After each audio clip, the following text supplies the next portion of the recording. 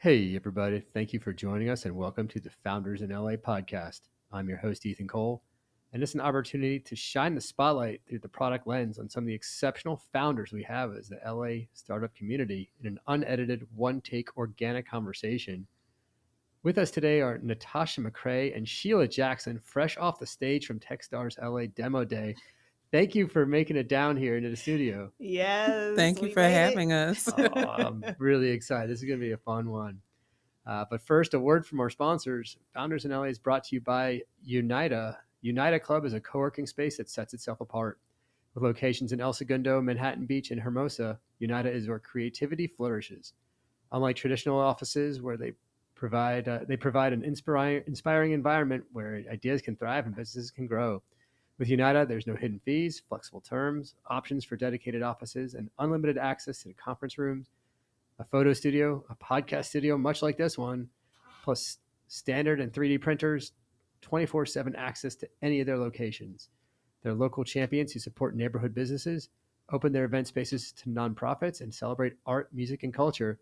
Join Unita Club and experience co-working like never before. Learn more at www.unita.club. We're also brought to you by the Product Managers Association Los Angeles, available at pma.la. They're the largest professional organization for product and designers in LA, with more than 3,000 members from over 500 companies. They host monthly meetups, organize the Product Leader Council, and have a mentorship program where they connect working product managers with students from underrepresented groups to build a better and more diverse next gen. To learn more about PMA, go to pma.la. To learn more about the mentorship program, go to pma.la/mentorship. Our guests today are Natasha McCrea and Sheila Jackson, founders of Jackson McCrea Whiskey. Would you guys be able to give just a 30-second description of Jackson McCrea Whiskey? Yes. Jackson McCrea is, we are really disrupting the male dominated whiskey industry with a whiskey that's made by women for women. So we are changing the face of whiskey. We are creating a great whiskey that's really in an advertising and engagement campaign that's really going to change the narrative around women and whiskey.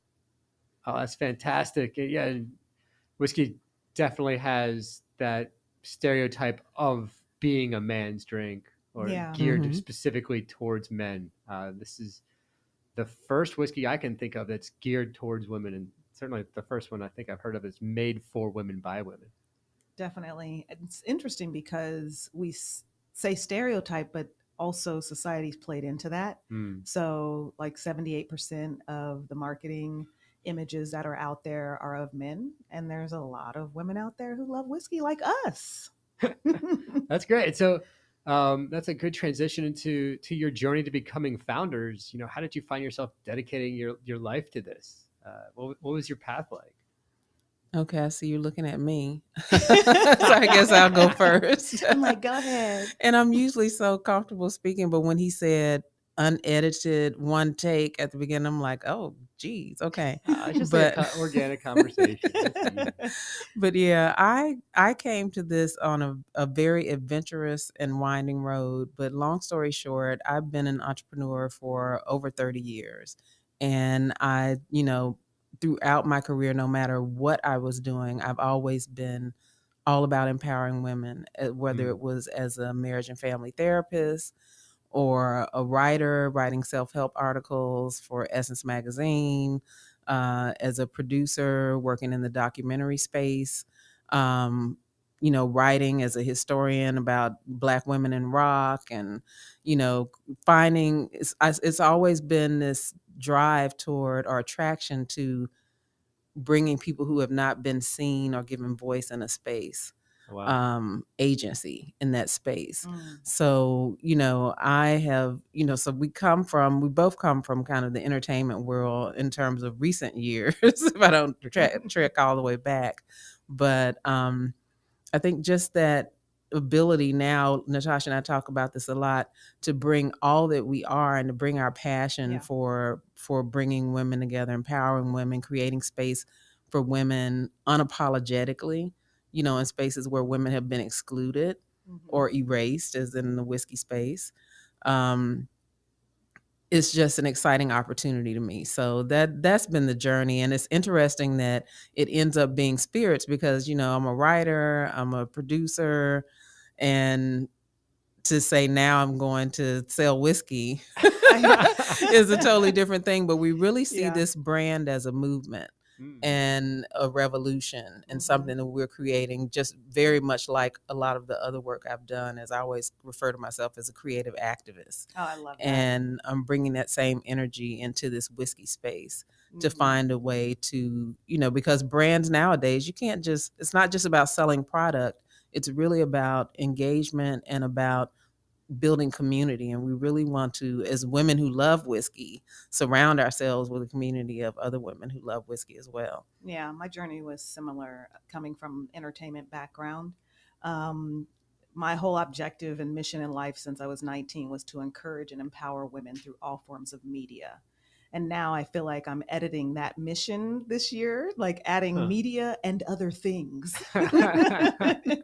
So I come from the world of being an actor and director. I've directed documentaries and also a coach for high achieving women. So I had a one-woman show, and my one-woman show led me to starting and founding a company called Love CEO Institute, which is a personal development company for women. And through the years of coaching, I coach my clients to design the life that they want, and to make sure you are implementing self-care in that process. Make sure that you are making yourself a priority in that process. And so fast forward years, and I have these goals and dreams, and being multi-passionate, I said, I have to listen to what I tell my clients to do and design my entire life based on all of who I am. And I had a desire to have a whiskey brand. At some point, I knew I wanted to do spirits because I was a Mary Kay consultant years ago, and they always said cosmetics and alcohol will outlive any recession. And so I put it in the back of my head that I was going to have a spirits brand at some point. And so one time after my one-woman show, I wanted to celebrate, and we went to dinner, and I invited Sheila, and I had ordered an old fashioned, and Sheila showed up and was like, hold up, wait a minute. She didn't say it like that. That would have been something I said. With the dance. Yeah, no. with the dance. But yeah, I had no idea that she drank whiskey, and I'm from Tennessee. I've been drinking whiskey all my life, essentially. And, to meet up, which tells you a lot about the culture, because we have been friends for four years, maybe even 5 before that night. And had only talked about wine and shared our, love for wine. And to walk up and I was like, you have an old fashioned? I love old fashions. And the story, it just went from there, and I had been thinking about starting either a wine or spirits company. And it was during COVID when wine and spirit sales were up 65%. Yeah. And it was like, okay, this is not only recession proof, it's COVID proof. Yeah. It's time to get serious. Yeah, it's so interesting because I feel like everything I've done up until this point has prepared me for this startup. I used to do promotions where we took Ciroc to market. I'm the promotions girl standing in the liquor store or at the club, introducing people to a new product.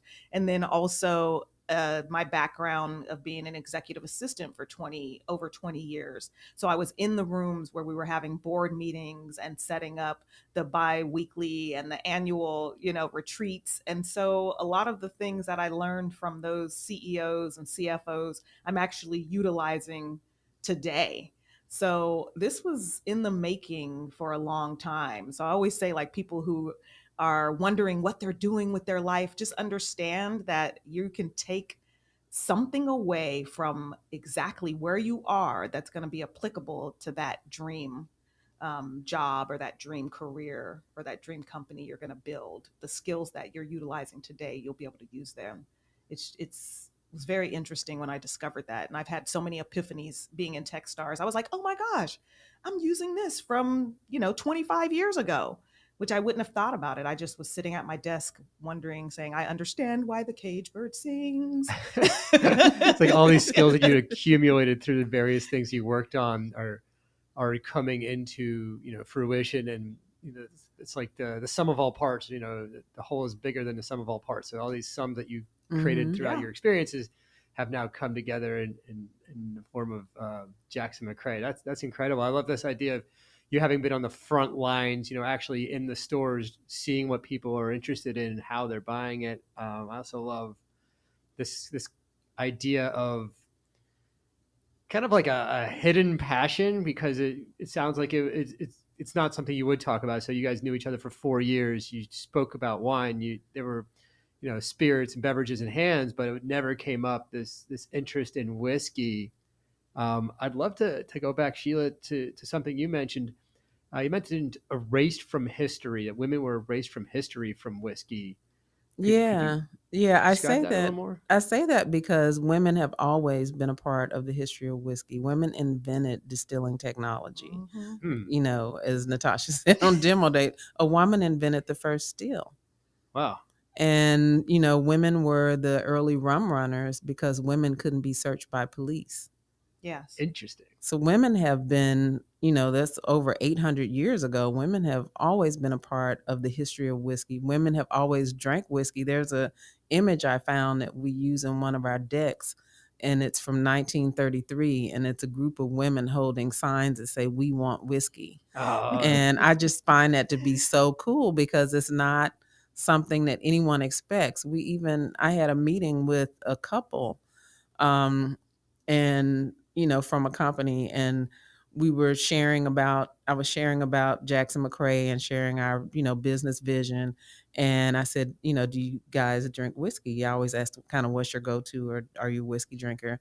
And the husband said yes, and he was like, my wife doesn't drink whiskey. And she's like, I love whiskey. And he's like, and this is like a 70-year-old couple. Wow. He never even knew. She said, oh, the whole time I spent in Scotland, that's all I drank was whiskey. I love whiskey.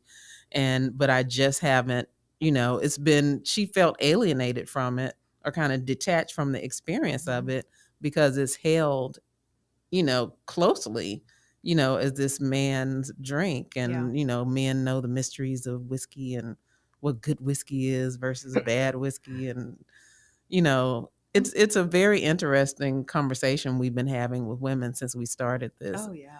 Yeah. There was we're offered wine often, but we're not offered whiskey. We were just talking to an angel investor, and she said she's at events and they'll look around the room and ask the guys, do they want a whiskey or scotch? And then they turn to her and ask, does she want wine? Ooh. Wow. In 2023. Yeah. Wow. I love this. It sounds like it's time. It's time for women to not say take back whiskey, but make it back as part of the repertoire. That the assumption shouldn't be, you sit down in a restaurant, here's the wine list, and then the whiskey list goes to the man. That, hey, here everyone, here is the whiskey list, and then. Exactly. Yeah. And I also want to start a equal pours campaign, because I do feel some kind of way when I order a whiskey neat, and if there's a guy that orders a whiskey neat and I'm looking like, hey, need more. Oh, that's just make it equal. Just make it equal. Quality. Don't give me a girl pour. Yeah, I mean, Jackson McCrea is here to represent the true diversity of whiskey drinkers. That's it. You'll be able to represent that. And I mean, see it represented through Jackson McCrea. So it's not a matter of we're doing something that's doesn't exist. We're including women in that conversation, and we're creating a platform for people to show up unapologetically around whiskey. Oh, it's fantastic. I'm excited for Jackson McCrea. And then grounding this back in Los Angeles. I guess we're gonna have a twofer here. So what's the most LA thing that's happened to you? Sounds like you both in kind of the industry, so this could be interesting. I think, well, the thing that pops in my head right now, because there's probably been a lot of LA things, but imagine. One of the most LA things that happened to me was my sister used to sing with a lot of different major artists like Elton John and Shaka Khan, and it was a New Year's Eve show that Shaka Khan was doing, and it ran late, past New Year's, like. Okay. And the show didn't even start until like 2 a.m. What ended up happening. But what ended up happening is we went up to Shaka Khan's hotel suite and brought in the New Year with Shaka Khan. And it's like only in LA. That's so awesome. That is only in LA. Something like that is incredibly LA. That's amazing. That is incredibly LA. Oh, I have so many that were running through my head when you asked that question, but one in particular is standing out. And I was walking in Whole Foods with my sister, and we were heading over to the food bar, and I see Magic Johnson. And my response is, Irving, what's up? And he turns around and like, he's like, who's calling me hey, Irving? how you doing? And he's talking to me, and the whole time I can see in his eyes that he's thinking, do I know this woman? And my sister's looking at me like, you didn't tell me you knew Magic Johnson? And then I let that go on for a second. And then I said, I'm just playing. I don't know you. We're just meeting. And we laughed together for like a solid 2 minutes. A solid 2 minutes. And he cracked up and then started asking us who we were. And we had a great conversation at the food bar. And then we were walking back to where we were going. Some woman on the corner said, were you just at Whole Foods? And I said, yeah. And she said, my boyfriend just sent me a video of Magic Johnson and you were talking to him. People were filming. That's another layer of Trey LA. That's so Trey. That's so Trey LA. I love it. Well, thank you so much both for coming down. We have Natasha McCrea and Sheila Jackson from Jackson McCrea Whiskey. I'd like to thank our sponsors once again, PMALA and Unita. I'd like to thank you all for listening. And if you like what you hear, please smash that subscribe button. Thanks again for joining us, and we'll catch you next time on Founders in LA.